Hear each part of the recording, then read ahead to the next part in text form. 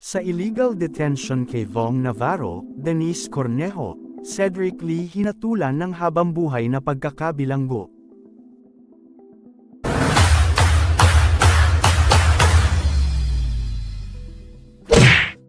Habambuhay ang ibinabang sentensya kina Denise Cornejo, Cedric Lee at dalawang iba pa sa ginawang illegal na pagdetine kay Vong Navarro. Sinentensyahan ng habambuhay na pagkakabilanggo ang negosyanteng si Cedric Lee at ang model na si Denise Cornejo kasama ng dalawang iba pa dahil sa kasong serious illegal detention na isinampa ng TV host comedian Vong Navarro.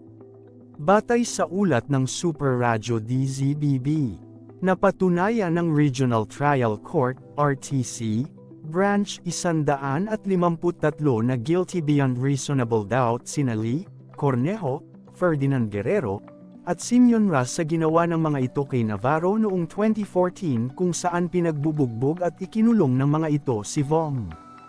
Agad ding kinansela ng korte ang piyansa ng mga nabanggit na akusado. Sina Cornejo at Ras ay personal na dumalos sa pagbasa ng hatol. Agad ikinustudya ng korte ang mga ito habang nag-issue ng arrest warrant laban kina Lee at Guerrero. Inaatasan din ng korte ang mga akusado na magbayad kay Navarro ng P100,000